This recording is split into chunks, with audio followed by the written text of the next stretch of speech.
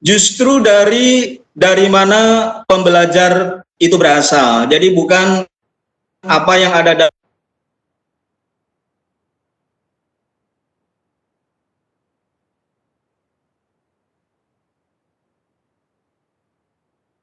dalam apa yang ada dalam isi kepala kita. Tetapi perhatikan karakteristik siswa, kemudian background siswa, yang background itu boleh jadi beragam. Kemudian tingkat pemahaman atau kesulitan belajar siswa sangat mempengaruhi bagaimana seorang siswa itu belajar. Itu sebabnya seorang guru hadir di depan kelas, hal yang pertama diperhatikan adalah hadirkan pikiran siswa masuk ke dalam ruang kelas kita. Itulah yang dimaksud oleh Daud Alsobel yang menyatakan bahwa seorang guru mengawalinya berangkat dari subjek siswa, bukan apa yang ada dalam pikiran dan kemauan kita sebagai seorang guru.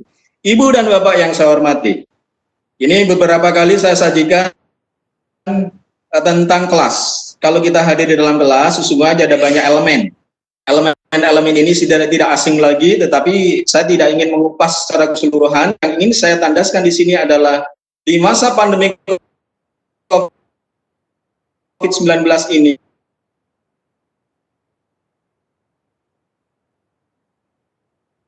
setidaknya yang kedua adalah terkait dengan materi. Ini apa kita memahami bahwa sumber-sumber belajar atau sumber-sumber materi ajar yang sekarang menjadi fokus pada masa pandemi COVID-19 ini adalah tidak lepas dari yang kita sebut sebagai moda daring. Ya, hari ini mau tidak mau, seperti saya secara pribadi pun mau tidak mau harus menguasai teknologi yang dibutuhkan untuk kegiatan-kegiatan di kelas. Sama halnya dengan ketika guru menyiapkan dalam pembelajaran masa pandemi COVID-19 ini. Kemarin kita mengenal RPP, rencana pelaksanaan pembelajaran dalam konteks bertatap muka. Dalam konteks hari ini tentu bagaimana RPP dialihkan dalam konteks pembelajaran jarak jauh atau pembelajaran atau yang disebut sebagai belajar dari rumah. Apakah RPP-nya sama, KD-nya boleh sama, tetapi yang menjadi penting adalah langkah pembelajaran. Mungkinkah seorang guru melakukan yang disebut sebagai kolaboratif, sebagaimana tadi disampaikan oleh pembicara Ibu Supartina? Bagaimana memberikan satu daya dorong kalau seorang guru pembelajarannya adalah tidak dalam konteks tatap muka. Yang kedua sekarang, di dalam protokol kesehatan yang masuk di dalam protokol pendidikan yang sehat dalam konteks COVID-19, tentu tidak serta-merta bagi seorang guru melakukan pembelajaran dalam durasi kurun waktu yang sama dengan kemarin sebelumnya. Ini menjadi catatan penting ketika mendesain RPP. Apakah semua RPP, apakah semua KD-KD itu harus tercakupi, kemudian langkah-langkahnya sama sinteksnya sebagaimana pada masa sebelum COVID-19, itu pasti berbeda. Yang kedua, terkait dengan peran guru. Kalau kemarin kita memahami bahwa seorang guru adalah seorang fasilitator ketika siswa menghadapi kesulitan belajarnya, kemudian counseling, ketika ada persoalan-persoalan belajar atau persoalan-persoalan terkait dengan daya serap siswanya, ataupun dengan peran-peran yang ada di dalam kelas, seperti manajemen kelasnya. Tetapi hari ini, peran guru mau tidak mau harus sedikit bergeser. Inilah yang menjadi titik tolak bagaimana ruang kelas hadir pada masa pandemi COVID-19 ini. Saya tidak ingin panjang lebar tentang apa yang disajikan hari ini. Nanti jika Ibu Nadapa memang berkenan, silakan nanti untuk melakukan kegiatan di dalam kegiatan-kegiatan lebih efektif, khusus membahas apa yang ada dalam classroom elemen seperti ini. Ibu Bapak yang saya hormati, saya berulang kali menyatakan bahwa sekarang guru yang kita hadapi adalah siswa-siswa yang bukan seusia dengan kita. Ini khususnya guru. Bagi teman-teman yang berada di dunia kampus pasti berbeda. Tetapi pahami bahwa usia psikologis orang guru adalah mengalami satu perjalanan. Usia kita kian hari adalah kian bertambah. Tetapi konsumen kita adalah permanen tetap. Yang menjadi persoalan adalah apakah kita akan menghadapi orang yang sama? Tentu tidak. Oleh karena itu, hal yang menjadi catatan adalah guru tidak selamanya mengajarkan dari apa yang kita pelajari sebelumnya. Saya seorang guru hadir di dalam kelas. Tidak serta-merta apa yang saya tahu dari kemarin saya kuliah, kemudian saya terapkan hari itu pada siswanya. Tidak. Hari ini isu yang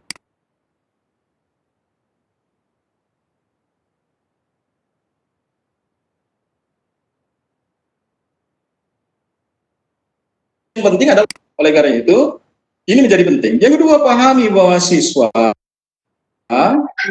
hari ini boleh jadi lebih tahu. Oleh karena itu, siswa tidak hanya tahu dari apa yang kita ajarkan. Jangan sampai, kalau dulu itu kita prinsipnya adalah apa yang dikatakan guru pasti benar. Pada saat ini belum tentu. Saat ini seorang guru di beberapa tempat yang kalau saya berada di daerah itu, berkaitan dengan teknologi, itu minta diajari oleh siswanya. Kondisi demikian sangat, siswa tidak hanya tahu dari apa yang guru ajarkan. Boleh jadi ini menginspirasi atau mengubah mindset atau paradigma. Kemudian yang ketiga, materi tidak selamanya relevan dengan zamannya. Kalau kita mengajarkan halaman demi halaman dalam masa pandemi COVID-19 ini, di mana sebuah KD katakanlah harus dilakukan model pembelajaran atau strategi pembelajarannya misalnya adalah kooperatif, kemudian katakanlah menggunakan inquiry atau project katakanlah, atau demonstrasi, atau misalnya berpidato di dalam ruang kelas. Dalam kondisi saat ini tidak mungkin. Kemudian isu-isu yang saat ini bergeser. Oleh karena itu, menjadi hal penting, rujukan guru bukan pada bukunya, tetapi isi dari kompetensi atau KD-KD yang ada dalam kurikulum, kemudian memungkinkan bagi seorang guru untuk mengembangkan materi ajarnya. Tiga hal ini adalah yang saya menyebutnya adalah guru milenial. Guru milenial maknanya adalah sekalipun dari Bapak terlahir dan dikategorisasikan sebagai guru baby boom, tidak serta-merta kita menjadi boomer. Jangan anak-anak muda sekarang itu kalau meledek kepada orang-orang yang senior itu menyebutnya adalah boomer. Boomer loh. Dia boomer banget. Pak guru itu boomer deh. Ibu guru itu boomer deh. Artinya itu udah jadul. Nah, ketika kita sadar sebagai guru yang profesional, sekalipun lahir pada era dan dikategorisasi sebagai baby boomer, tetapi dalam pengertian informasi yang harus selalu update. Ibu dan Bapak yang saya hormati, saya sedikit bercerita tentang sejarah masa lalu dan sejarah saat ini. Ini adalah peta Indonesia dari ujung Sumatera di Aceh di kilometer 0 sampai ujung Papua di perbatasan Papua Nugini.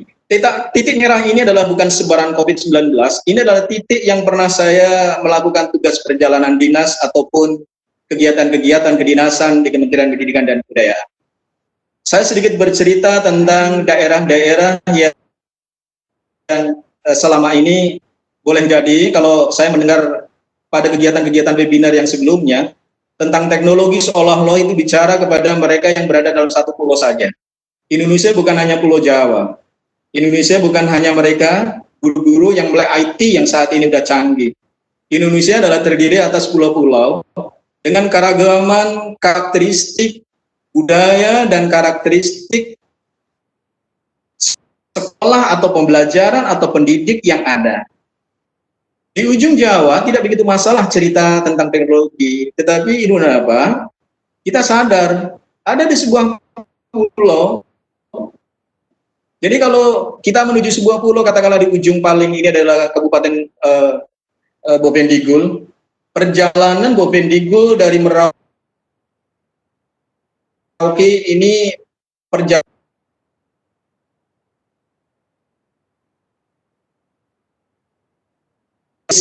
anak-anak yang ada di sana, jangankan ngomong tentang teknologi seperti kita bicara pada Pulau Jawa atau di Jakarta katakan. Jadi ini sebuah ironi ketika kita bicara pada ritme pendidikan dalam konteks kemajuannya, tetapi kondisi real di lapangan memang faktanya tidak memungkinkan untuk menjangkaunya. Hari ini boleh jadi teman-teman yang ikut webinar adalah teman-teman yang memiliki satu adalah telepon seluler cerdas, yang kedua terakses dengan teknologi internet. Tapi menjadi persoalan hari ini kita tidak bisa bicara tentang teknologi bagi teman-teman yang jauh ada di sana. Ada sebuah pulau yang letaknya ada 10 kecamatan di Kepulauan Aru. yang di antara desa dan satu dengan desa yang lain itu terhubung oleh laut, dan kita harus menyeberang laut, tidak mungkin kita akan bicara. Ada pulau namanya Pulau Wokam, di Samang, di Kepulauan Aru. Seorang untuk mengirim SMS saja itu harus mengerek HP di pohon, baru kemudian di atas send terkirim, pohon itu HP itu ditarik kembali ke bawah. Kondisi ini tidak mungkin saat ini untuk bicara tentang teknologi seperti pikiran-pikiran orang kota, orang-orang yang saat ini begitu antusias dengan gemerlapnya teknologi. Tadi Pak Romat sudah menyatakan. 5 menit lagi ya. Baik. Ibu Umi boleh izin karena sepertinya tidak ada banyak pertanyaan, jadi ini waktu presentasi kita, jadi nanti pertanyaannya lebih kita pangkas ya. Boleh. Ya. Baik Ibu dan Bapak, itulah peta dan itulah kondisi Indonesia yang saat ini seperti ini. Dan pengalaman yang saya jalani seperti ini boleh jadi adalah memberikan satu inspirasi kepada teman-teman guru. Jadi tidak selamanya apa yang kita bicarakan di depan kelas atau kita latihkan kepada teman-teman di komunitas KKG atau NGMB adalah tidak sama identik dengan karakteristik geografi sosiologi masyarakat itu. Ibu dan Bapak yang saya hormati, ini adalah potret pendidikan di Timur. Mengapa saya menilai di Timur? Ada sebuah pulau, saya tidak ingin menyebutkan dan tidak mau mendeskripsikan sebuah pulau. Bahwa Indonesia, saya berada di sebuah pulau yang dimana anak-anaknya harus bagaimana belajar tentang gosok gigi, bagaimana kebersihan diri, itu betul-betul contohkan. Saya hadir di sana, kemudian saya membuat satu program 3 bulan. 3 bulan pertama setiap hari Jumat adalah gosok gigi setiap hari Jumat.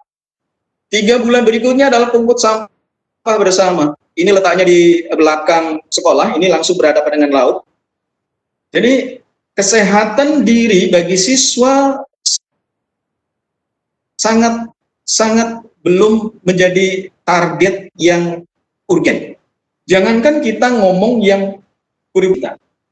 Itu apa? Yang paling kanan adalah kondisi di mana siswanya ketika masuk sekolah itu masih mau-maunya. Karena apa? Jarak antara rumah ke sekolahannya itu ada 20 kilo berjalan kaki. Begitu pula pulau-pulau yang lain. Saya sedikit menginformasikan bahwa potret pendidikan di Timur tidak identik sama persis bagaimana kita omongkan hari ini tentang teknologi, kecuali kita memahami tentang keadilan dalam pendidikan itu sendiri. Ibu dan Bapak yang saya hormati, cerita tentang ini saya banyak sekali. Ketika kita ingin memiliki satu passion dalam bidang pendidikan dan pembelajaran dan berbagi kepada mereka, peluang itu sangat lebar. Ibu dan Bapak yang saya hormati, saya sedikit menyitir dari pendapatnya Vygotsky dan Piaget. Vygotsky dan Piaget adalah seorang psikolog pembelajar. Jadi 2 orang ini tokoh terkenal dengan aliran kognitivisme dan sekarang terkenal menjadi konstruktivisme atau neo-konstruktivisme. Mengatakan begini, learning is thinking process. Jadi proses berpikir. Di dalamnya adalah bagaimana pengembangan otak. Cognitive engagement. Jadi brain itu menjadi faktor, kognitif peran ada di sana. Aliran Vygotsky. Aliran ini tidak serta-merta akan berdiri sendiri dan selalu tunggal dalam jawaban benar, tidak. Piaget mengatakan, learning is interaction. Ada sebuah komunitas di antara siswa yang terjadi antara mereka di dalam kelas, termasuk di dalamnya adalah di dalam kompleks social environment, lingkungan sosial yang begitu kompleks. Pembelajaran dalam konteks Brunner sebagai pembelajaran yang bermakna, anak tumbuh siswa ke dalam konteks kedewasaan bukan hanya pengaruh internal, tetapi boleh jadi adalah faktor lingkungan. Jadi lingkungan pembelajaran itu sangat menentukan sukses atau tidaknya. Kita hadir sebagai pihak eksternal, hadir ke relung hati siswa sebagai seorang guru, hadir dalam konteks memahami lingkungan yang seperti ini. Ibu dan Bapak, saya ingin sedikit menyitir bahwa saat ini kita heboh di mana-mana, apa yang disebut sebagai literat, apa yang disebut sebagai literasi. Saya tidak ingin menyitir terlalu konseptual dan definitif tentang apa itu literasi, tapi saya ingin mengategorikan 3 saja. Yang pertama literasi atau literat dalam dimensi cara berpikir. Yang kedua adalah dalam dimensi alat untuk bekerja. Kemudian yang ketiga adalah dalam dimensi cara bekerja. Maknanya apa? Ketika kita seorang guru hadir dalam kelas, konteks dimensi cara berpikir adalah satu, ajarkan kepada peserta didik apa yang menjadi penting adalah KD-KD atau materi pembelajaran yang problem solving. Problem solving seperti apa? Problem solving yang relate, yang terkait dengan dunia nyata kehidupan sosial siswa. Yang kedua adalah inovasi. Maknanya adalah apa? Kita tidak serta-merta mengajarkan apa yang tertera ada dalam buku, tetapi beyond dari materi yang memungkinkan untuk dilakukan dan dikembangkan oleh guru itu sendiri. Kemudian kreativitas. Critical thinking tadi sudah disebut oleh Ibu Spartina. Jadi ini adalah cara berpikir. Saya tidak ingin panjang lebar tentang ini, tetapi dimensi atau domain tentang cara berpikir itu adalah bagian dari literasi. Jadi menyebut dalam kategori apapun, saya apa yang disebut sebagai cakapan, saya membuat satu kerangka bahwa apa yang disebut sebagai literasi, literate dalam konteks pembelajaran terbagi atas 3 domain. Yang pertama yang tadi saya sebut. Yang kedua IT, yang tadi Pak Rohmat sudah singgung, itu adalah alat untuk bekerja. Apakah serta-merta seorang guru hadir dengan perangkat teknologi canggih itu pembelajaran sukses? Tidak. Saya mengatakan di wilayah timur yang harus berpulau-pulau itu perangkat teknologi tidak ada, maka hadir seorang guru. Tadi Pak Rohmat mengatakan, wa qulubul mudaris ahamul minal mudaris. Hati atau seorang guru hadir itu lebih penting dari guru itu sendiri. Jadi hadir fisik, hadir hati jauh lebih penting daripada teknologi. Teknologi hanya sebagai tool. Kemudian yang ketiga adalah dalam konteks cara kerja. Jadi kolaboratif, kemudian skill communication. Saya sedikit menyinggung bagaimana cara kerja yang hadir di dalam kelas.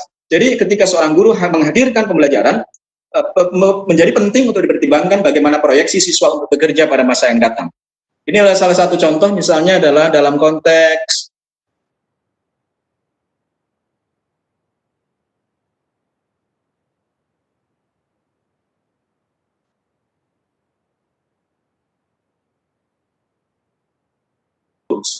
tujuannya, kompetensi yang ingin dicapai. Tetapi tidak serta-merta hanya tujuan begitu saja. Kita harus pastikan sukses kriteria KD-nya. Jadi kalau kita mengenal ada afektif, kognitif, psikosensorik, kalau di dalam kurikulum kita namanya adalah sikap, pengetahuan dan keterampilan. Nah, ini harus ada namanya determinasi sukses kriteria sejak awal. Saya hari ini mau mengajar apa? Misalnya tema tentang diriku. Sukses kriteria bagi seorang guru SD tentang tema diriku apa? Ini penting karena tadi terkait pada domain yang pertama saya sebut. Kemudian yang ketiga adalah dalam konteks plain work.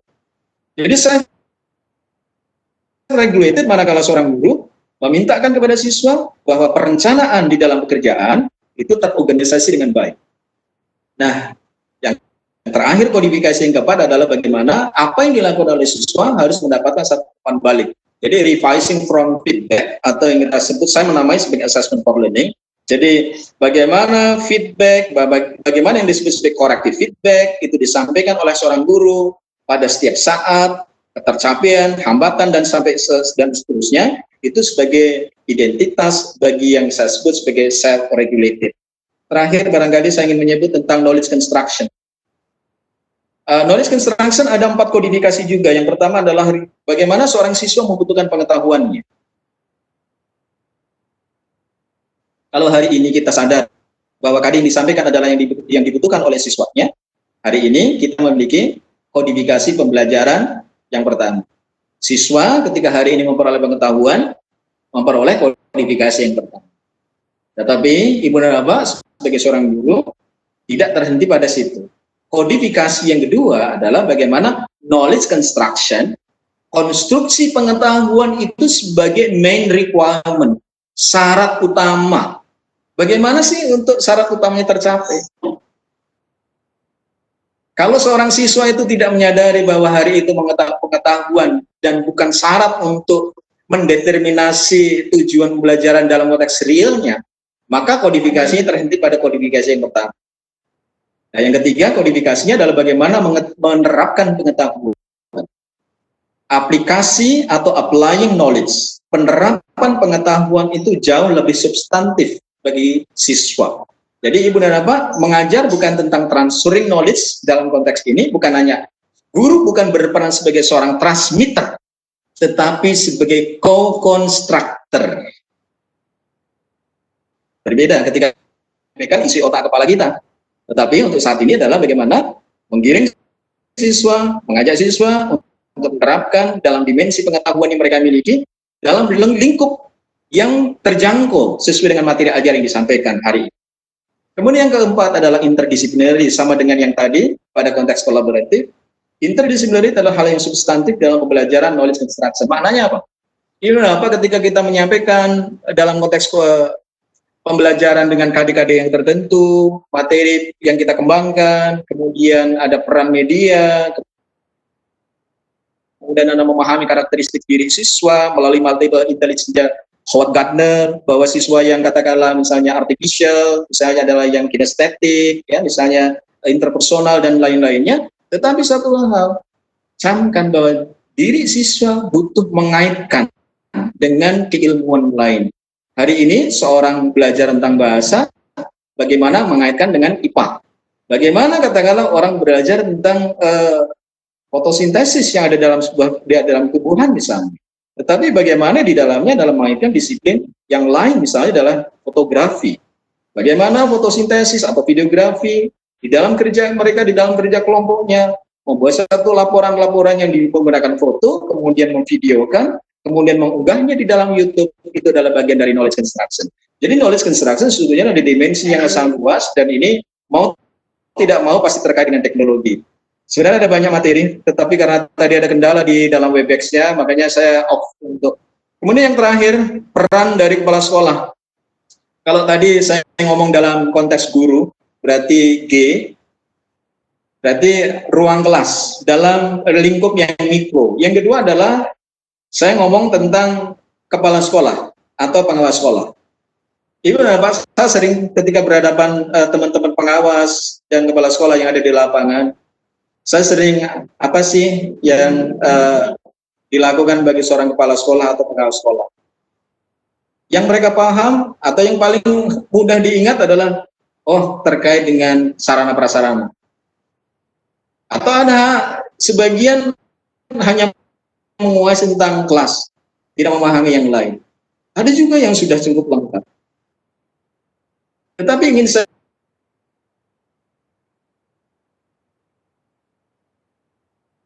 lihat, kau adalah kewirausahaan, su adalah supervisi, si yang kedua sosial. Jadi di dalam